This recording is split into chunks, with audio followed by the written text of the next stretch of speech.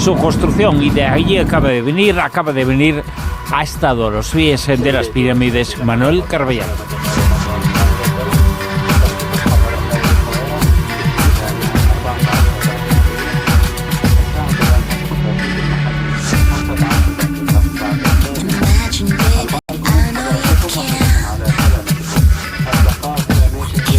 Manuel Carballal, muy buenas, ¿qué tal? ¿Cómo estás? Muy buenas noches. Acabas de venir desde allí, ¿no? Ha venido de lado ya, se ha mimetizado con Egipto. Bueno, tanto en TikTok como en Instagram, como en Twitter, ahí estás colocando todas las imágenes y todos los vídeos que te has traído de allí, que son unos cuantos. Has hecho investigación de campo muy visual. Más que de campo, de desierto, ¿no? Sí, bueno, en este caso. Sí. Y sí, llevo toda la semana subiendo a TikTok y a Instagram. Sí, cada vez que entro yo veo que acabas de colocar un vídeo nuevo. Bueno, 1 o 3 o 4 o 5. Sí. Porque cada vez que entro significa que has colocado 7 antes. Sí, es porque me traje como 3.200 vídeos y fotos. Imagina, porque es que es una locura, Egipto es una locura.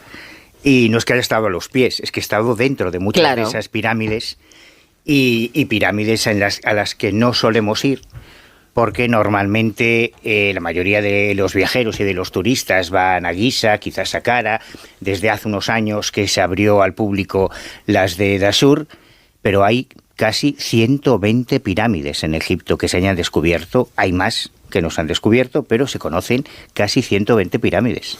Todos pensamos siempre en las mismas, pero la verdad es que no es injusto que se piense solamente en esas, las otras son fantásticas, pero no dejan de ser una consecuencia, es la explosión de la pirámide más perfecta, y todas las anteriores buscaban esa perfección. ¿Pero son anteriores en el tiempo, las otras pirámides? No, al contrario. O sea, no hubo un progreso en eso, hubo un retroceso.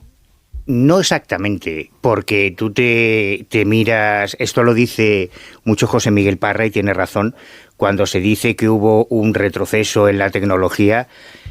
Hay una razón para que dejaran de usarse pirámides, muy sencilla, y es que era un reclamo para los profanadores. Tú piensas que hay crónicas de las visitas de viajeros a la pirámide de Keops, por ejemplo, desde Herodoto, Tales de Mileto. Era algo que estaba ahí, que eso no se puede ocultar, porque son descomunales, son enormes. Y además, dentro de la concepción del más allá, del Egipto antiguo, esas tumbas no solo eran el lugar donde reposaban los restos físicos del faraón, que era el intermediario entre los dioses y los humanos, porque suponía que el faraón era un dios, era una especie de dios. Y de la misma forma que nosotros pedimos favores a nuestros santos para que intercedan con Dios, para que nos toque la lotería, para que se nos cure una enfermedad, y tenemos también reliquias de esos santos, incluso en los tiempos de mayor peso de la Iglesia Católica en el régimen franquista, ya la Guardia Civil, las unidades contra los delitos de patrimonio, como ahora, tenían que atender robos de reliquia. Bueno, Franco andaba con el brazo Santa Teresa para arriba y para abajo, ¿no? Entonces, en esa concepción del más allá del Egipto antiguo, las 5 partes, en realidad son más, pero aunque se divide la naturaleza humana, tenían que recibir ofrendas constantemente, y la gente iba a las tumbas y a las pirámides para hacer esas ofrendas, para que el faraón en el más allá siguiese vivo, digamos, ¿no? Intercediera también, ¿no? Claro, pero también iban los ladrones de tumbas, sabiendo que había muchas riquezas, y arramblaban con todo lo que podían, incluyendo a veces esas reliquias del faraón. Por eso, no todas las tumbas, no es cierto que no se hayan encontrado momias en pirámides, sí se han encontrado, pero no en todas. Pero de todas formas, voy a ponerme como abogado del diablo. Vale, esa es la razón para que dejaron de existir las pirámides, porque eran un reclamo para los sacadores. Estamos hablando de una civilización, una cultura que estuvo, se dice pronto, 3.000 años arriba. Nuestra cultura y nuestra civilización después de Jesús son 2.000 años, para que nos hagamos una idea de la dimensión enorme en el tiempo que tuvieron los egipcios. Vale. Se dejaron de hacer pirámides para evitar que fuera el reclamo, para evitar que se convirtieran en un reclamo para Pero entonces saqueadores. se hizo algo todavía más espectacular, los gigantescos obeliscos. Sí. Que los obeliscos son posteriores. Sí, y tú sí. ves los obeliscos de Hatshepsut, por ejemplo, Sí. en Luxor, o el obelisco inacabado que está en la cantera de Asuán, que te ríes tú de las pirámides. Ah, sí, porque te es ríes tú, yo no. Manuel. Macho, es descomunal. Sí, Y ¿sabes? sí, Una que cosa sea aprendí grande, yo- sí, pero Mira, se una cosa dejaron de hacer pirámides, no del día, sí, igual sí, de la noche al día se dejaron de hacer pirámides, pero no hay un retroceso, hay un dejar de hacerse eso. Claro. Pero las porque pasaron a pirámides que se enterrarse- hicieron después de la gran pirámide de Keops, o de las 3 grandes pirámides, son peores. Son peores. Bueno, ¿peores en qué sentido? Arquitectónicamente hablando. En absoluto. ¿Ah, sí? Sí. De hecho, claro, es que yo en este viaje he entrado en un montón de pirámides, en Jawara, en Saqqara, en Lahan, en Meidún, que yo no había entrado antes. Y Sí. yo ya había estado en muchas pirámides. Vale, cuéntanos las diferencias. Y he flipado. Claro, en este viaje yo he tenido la suerte de viajar, ya lo comentábamos la semana pasada, con científicos que han estado excavando en las misiones españolas arqueológicas en Egipto. Por ejemplo, en este viaje tuve la suerte de tener a mi lado a Juan Antonio Martínez, que es el autor del primer trabajo académico en la Universidad de Jaén sobre la excavación de Kubet al-Hawa. Ha publicado además un libro que se titula así, Kubet al-Hawa en el Reino Medio, Arquitectura y Construcción, que es el contenido de su tesis doctoral. Durante 5 años estuvo excavando allí y claro, era una pasada ir con él como arquitecto, o con José Miguel Parra, que estuvo excavando en 7 campañas en Djibouti. Djibouti, y que te fueran explicando. Claro, cuando tú viajas con alguien, con un astroarqueólogo, o con un piramidólogo, o con un ufólogo, vas mirando con ojos de cazaovnis. Entonces, a ti te llevan yo qué sé, al templo de Dendera y te meten en los túneles subterráneos y te enseñan allí unos geoglifos que parecen una bombilla y te dicen que es una bombilla, que fue Peter Krasa el primero en decirlo. Claro, y tú dices, hostia, pues una bombilla, esto lo enchufas a la pila de Bagdad y ya tienes una linterna del Egipto antiguo. Te llevan a Abidos y te enseñan allí en la segunda cámara, casi en el techo, un avión, un tanque y un helicóptero, clarísimos, y dices, coño, claro, evidentemente esto lo hicieron los extraterrestres. Claro, luego viene un egiptólogo y te dice, no, hombre, no, tú te coges el cartucho, esto lo puede hacer cualquiera, fíjate, investigación aplicada. Tú te vas ahora a Google y buscas cartucho del faraón Seti I, y buscas cartucho del faraón de su hijo Ramsés II, que tenía la manía de apoderarse de todo lo que habían hecho los anteriores. ¿Y qué es lo que hice yo? En una lámina de plástico, en un trozo de plástico transparente, dibujas el cartucho de uno y luego el cartucho de otro. Y ahora los juntas. Abracadabra, pata de Anubis. Y se hace la magia. Sí. Y ves que aparecen esas formas, porque es una superposición de cartuchos. Entonces, cuando tú vas con un O Daniken... sea, aparece el helicóptero, aparece todo eso en la porque es superposición de los cartuchos. Claro, porque Ramsés lo que hacía era poner su cartucho encima del faraón anterior, que en este caso era Seti I, y aparece esas formas que a nosotros, occidentales contemporáneos, nos recuerdan un helicóptero, un avión y demás. Esto lo puede hacer cualquiera, es muy sencillo. Pero, claro, cuando tú vas con un Daniken y ves con ojos de Daniken la Gran Pirámide o cualquiera de estas construcciones, dices, a ver, esto no lo puede hacer un humano.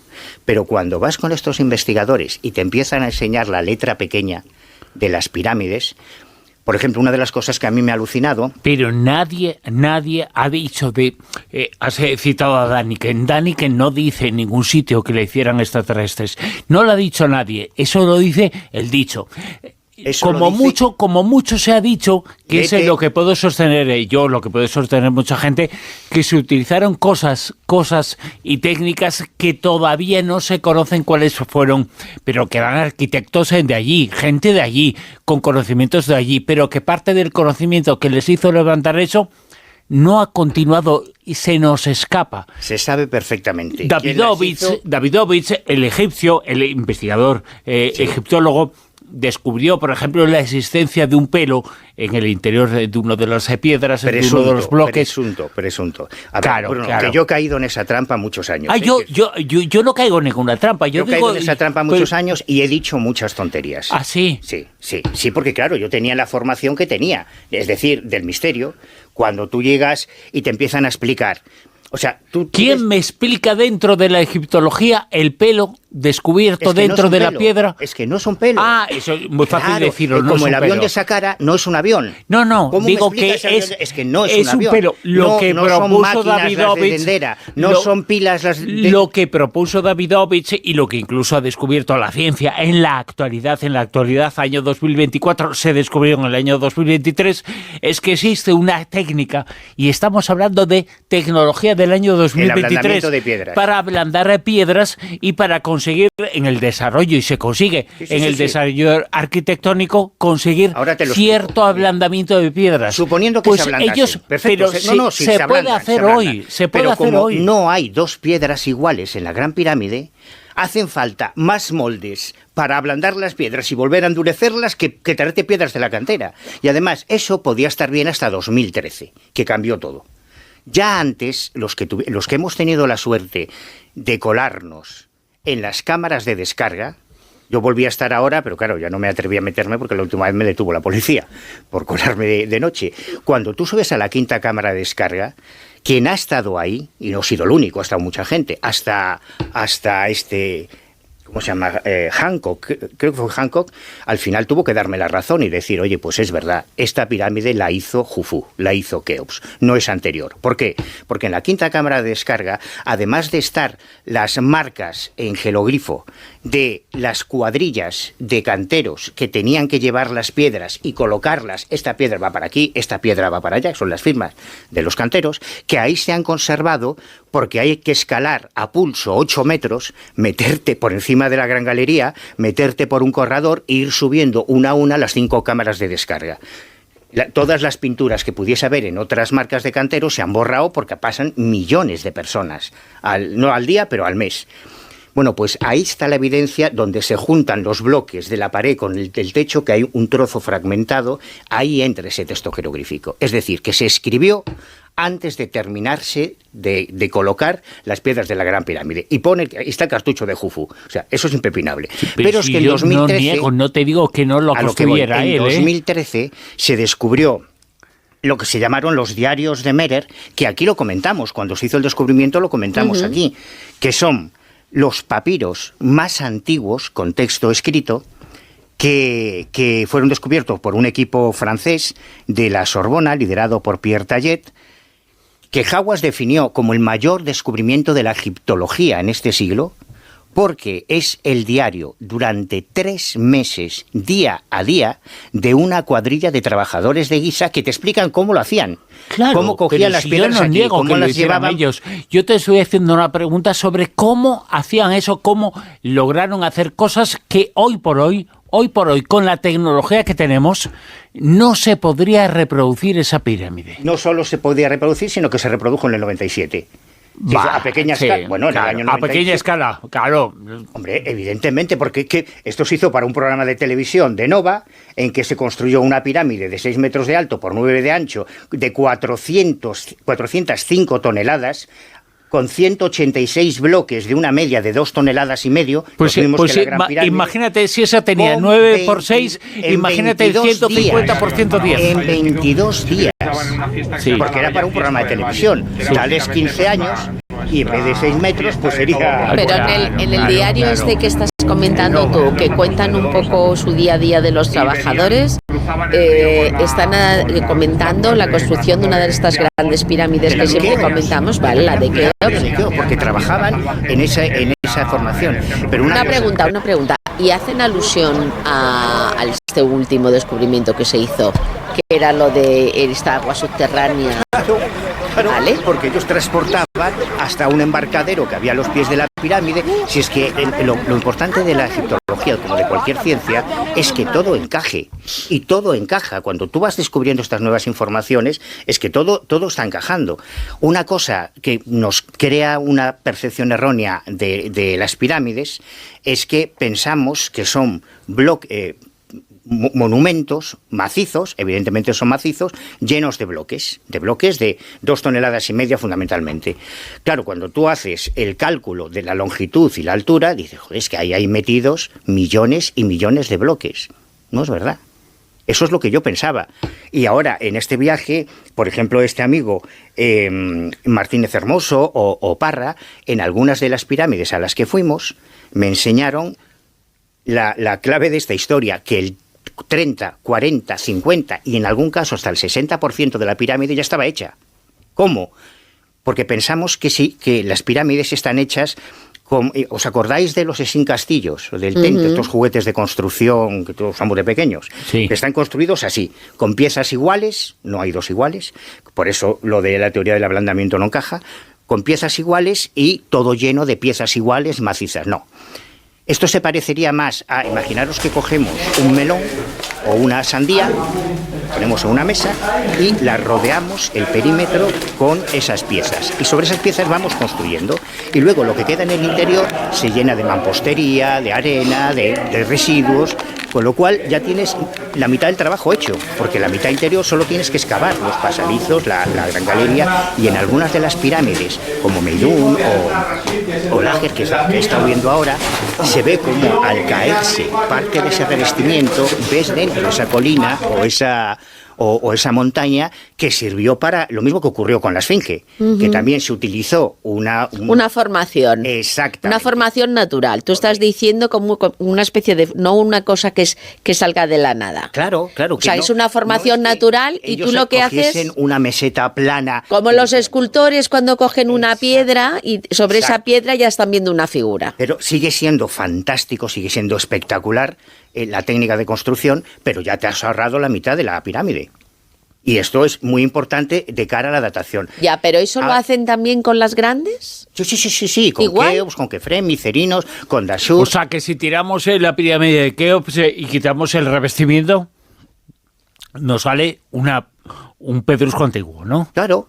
De hecho, hay pirámides en las que se ve, en Kefren, por ejemplo, grandes pirámides, se ve que en la base hay una parte, y yo lo estuve viendo hace unos días, una parte no son bloques que se han colocado, sino que se ha pulido la roca original para aprovecharla, porque no tiene sentido hacer un trabajo innecesario, y en eso los egipcios antiguos eran muy pragmáticos. Ahora, ¿cómo lo hicieron? El problema, sabemos quién lo hizo, pero ¿cómo lo hicieron? Hay un montón de referencias, yo he estado visitando ahora un montón de museos, donde están las herramientas, están los grabados, los papiros, las pinturas, donde se explica cómo se hacían las pirámides, utilizando palancas, utilizando trineos. Se dice que los egipcios no conocían la rueda, no es verdad. Si conocían la rueda, lo que pasa es que en el desierto una rueda no es muy útil, pues se te hunde, o sea, es una cuestión práctica, pero sí utilizaban la rueda, por ejemplo, en escaleras móviles, o sí utilizaban la rueda en los carros del faraón, cuando tenía que hacer lo hemos visto en muchas ocasiones, ¿no? Cuando luchaban en lugares que no eran el desierto. Así que utilizaban otro tipo de herramientas. Hace un par de días me mandó José Manuel Casteleiro Villalba, Galicia Calidade, que es excatedrático de la Universidad Politécnica de Madrid, doctor ingeniero industrial, licenciado en ciencias físicas, ingeniero aeronáutico, exdirector técnico de proyectos espaciales del INTA. Pues él ha publicado un libro que se llama Así se hizo la gran pirámide de Keops, que estoy leyéndome ahora, pues me lo mandó hace un par de días, donde él plantea una evolución del sistema de rampas. Se hicieron con rampas, sí o sí, esto ya es indudable. No pero con sí, esas yo no lo niego. El problema es que, aunque sabemos que la pudieron hacer y que más o menos se puede intuir algunas cosas que se utilizaron, no se sabe exactamente, a día de hoy, año 2024, la técnica, el 100% de la pirámide no se podría reproducir con lo que sabemos hoy. No se sabe un huevo de cosas. Evidentemente. ¿Dónde está enterrada Nefertiti? ¿Dónde está enterrada Cleopatra y Marco Antonio? No se sabe, es un enigma, claro que es un enigma. Sí, que un enigma. Claro, y esto es otro. Porque es un enigma, porque estamos intentando, yo es el ejemplo que pongo siempre, porque a mí esto me lo dijo Zahi Hawass, que algo sabía de las pirámides. Me dijo, tenemos el 30% del Egipto faraónico, queda el 70% por descubrir. O sea, intentamos montar un puzzle de hace 4.500 años, Sí. imagínate un puzzle de 4.500 piezas, del que tienes 113. Hombre, vas ensamblando las piezas, pero te queda todo por saber. Pero me estás dando la razón. No, te estoy dando la razón en que quedan un montón de... ¿De qué color eran los gallumbos de Felipe II? Pues un misterio. Es un verdes. enigma. No lo sabemos. Verdes. ¿Y tú cómo lo sabes? ¿Eh? ¿Y tú cómo lo sabes? Hombre, está en todos los sitios, en todos los libros. Sí, seguramente. Sí. No, hay un montón de cosas que nos queda por saber. Es que le era muy verde. Es normal, pero además, después de descubrimientos como los diarios de Merer, y habrá más, poco a poco tendremos todas las claves. Ahora hay varias teorías que te hablan de algunas muy bizarras, desde la teoría de la gran rampa, que necesitaría tanto material como 2 veces la Gran Pirámide para construirla. Otras que te hablan de utilizar el agua del Nilo para una especie de ascensor interno por la Gran Galería con unas barcazas para subir los bloques. Pero el profesor Casteleiro presenta una alternativa que yo, por lo que llevo leído, me parece muy razonable, y además el libro está prorrogado por José Miguel Parra, que es la de las rampas móviles, que iban colocándose en los laterales, podrían colocarse según sus cálculos, y el libro es de pura física y matemáticas, todo está lleno de cálculos, hasta 6 y 8 rampas funcionando a la vez, en cada una de las 4 caras. Rampas que iban desplazándose y que luego eran asumidas como parte de la construcción. No me he terminado el libro, me parece muy razonable, pero es una teoría que encaja, por ejemplo, con la que presentó también hace unos años Carlos Eduardo Rodríguez Varona, que todos coinciden.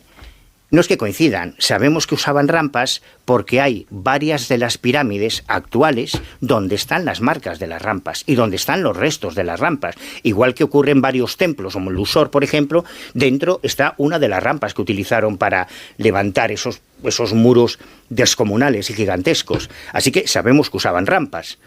¿Dónde está el misterio? En que sabemos que la utilizaban, pero no sabemos qué hacían y cómo las ponían y cómo lo disponían. De ahí, yo no estoy diciendo que la hicieran seres de otros mundos, que evidentemente no, pero que no se sabía qué utilización hacían exactamente el 100% de lo que hacían con las rampas, no se sabía, todavía no se sabe. Sí, pero como otros muchos cuestiones bueno, del claro, pasado. evidentemente, claro, como otras muchas cosas, todo, claro. Pero sabemos. Pero tú puedes reproducir la Torre Eiffel, y es una obra fantástica. Fantástica. La puedes reproducir. Hay tecnología ahora para reproducirla.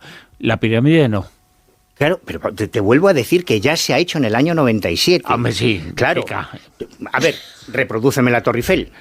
Hombre, yo no lo voy a hacer. Evidentemente, porque hace falta una motivación. Yo pongo siempre el mismo ejemplo. Que se reprodujo la pirámide de lado a lado medía menos de lo que hay entre tú y yo ahora.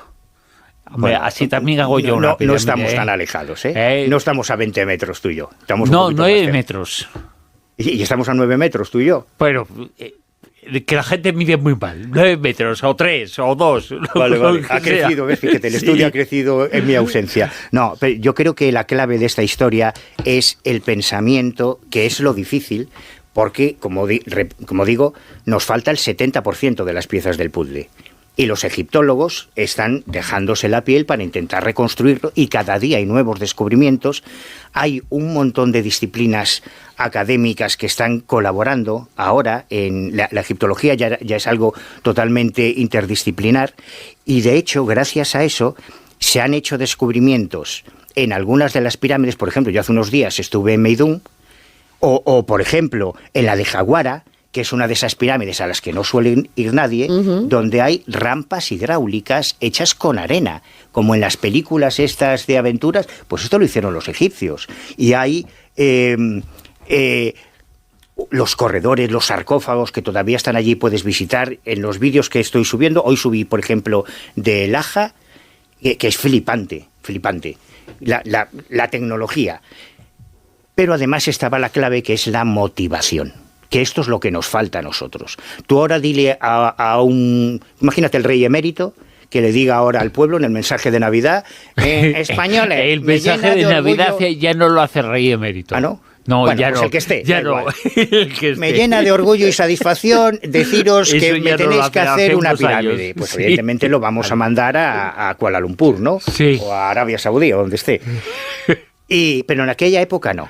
Y el ejemplo que yo pongo siempre, que me parece súper gráfico, es que en España, un solo hombre, Justo Gallego, sin conocimientos de arquitectura, por una promesa que le hizo a la Virgen de Zaragoza, Virgen, construyó una catedral. Pero sabemos cómo la construyó, claro. Que efectivamente es una obra faraónica, nunca mejor dicho. Nunca mejor dicho. pero pues ahora sabemos el 100%... Imagínate 3.000 justos gallegos con esa misma motivación. Claro, pero con una tecnología que no coja. Conocíamos y que no sabemos ahora cuál era. Pero si la sabemos, te lo estoy diciendo, cuál es la tecnología. No, la tecnología, la técnica, para que no se... Pensemos que no estoy hablando de tecnología. Lo único que realmente no hay ahora es esa motivación. Tenían tanta motivación que levitaban. No, lo que pasa es que se ha utilizado, se ha instrumentalizado mucho, por ejemplo en Israel, toda esa leyenda de que las pirámides las construyeron los judíos que escaparon con Moisés. Sí. Bueno, no es verdad, porque Moisés no existió, se sabe que hace mucho que no pudo haber judíos. Que no había esclavos, eran asalariados. Exactamente, asalariados que recibían carne, que además, sobre todo, la motivación yo creo que... Y algún latiguillo de vez en cuando también. Yo creo que no, porque si tú concibes... Tenemos que retrotraernos un poco en la historia de nuestra propia religión, del cristianismo, pero la gente que se iba a las cruzadas, probablemente muchos no eran porque fuesen buscando un sueldo, sino porque había que salvar los santos lugares. Uh-huh. La motivación religiosa, la motivación de la fe, no la podemos menospreciar. Yo cuando fui a conocer a Justo Gallego, había autobuses que llegaban de todo el mundo, que me impresionó mucho, estudiantes de arquitectura japoneses, norteamericanos, que iban a Mejorada del Campo, como nosotros podemos ir a El Cairo, porque decían, esto no puede ser. Uh-huh. Un tío que no sepa de arquitectura, solo con sus manos, sin dinero, recogiendo sobras de las obras a las que iba a pedir ladrillos, cemento... Uh-huh. Claro, ¿cómo demonios se pudo...? Pues esa catedral está ahí, y la hizo un tío solo. Hay otros ejemplos, sin salir de España, de iglesias, de ermitas, que ha hecho un solo hombre, uh-huh, que no era arquitecto, por la fe, por el poder de la fe, porque la fe mueve montañas de piedra, y el caso de Egipto es un buen ejemplo. Y tú lo has comprobado ahora físicamente... El hecho que nadie piense que yo estoy defendiendo esa teoría que nadie ha propuesto es un dicho popular, el de seres de otros mundos, para nada. Yo estoy diciendo... Mírate el canal Historia popular, es que eso... lo más grave es que... Yo que no tengo esas cosas. Ya, no, yo tampoco, que no quiero darles audiencia, pero tú te vas a los youtubers estos del misterio, que están todo el día con los misterios enigmáticos y del más allá, y las pirámides, o las hicieron los marcianos o los atlantes. Sí, claro, acaso lo mismo. Evidentemente, pero en eso sí que no lo estoy defendiendo. Léete el libro de José Manuel Casteleiro, que es paisano nuestro, sí, y vas a ver cómo se hicieron las pirámides, probablemente. Que, por cierto, dice en el libro de... Solo he encontrado un silencio que revela cierta incomodidad. Nadie me ha discutido, criticado o negado el método. Pero no expone cuál es el método. Sí, los pone. De hecho, a ver, lo ideal es comprarte el libro, porque claro, es donde están todos los cálculos detallados. Pero él ha dado varias conferencias ya en universidades. Hay, por lo menos yo he localizado 4 que están en YouTube, que cualquiera que lo busque puede acceder a ellas, donde explica con gráficos, con animación... Esa técnica, que a mí lo que me parece más ingenioso es la idea de las rampas móviles con un ángulo. Piensa que los bloques, la inmensa mayoría de los bloques, miden poco más de 1 metro. Uh-huh. Así que con un ángulo de 3 grados nada más, que es muy factible, de 3 a 6 grados, un pequeño grupo de hombres podían desplazar tranquilamente uno de los bloques e ir subiendo. Manuel Carbellal, mañana más información. Eso sí, te damos también un huella a ti, ¿eh? Yo soy más de Murillo. De Murillo para colgar los petroglifos, los cosas que me he traído. Un cabezón, te damos un cabezón. Sí, La Rosa de los Vientos, Bruno Cardeñosa y Silvia Casasola.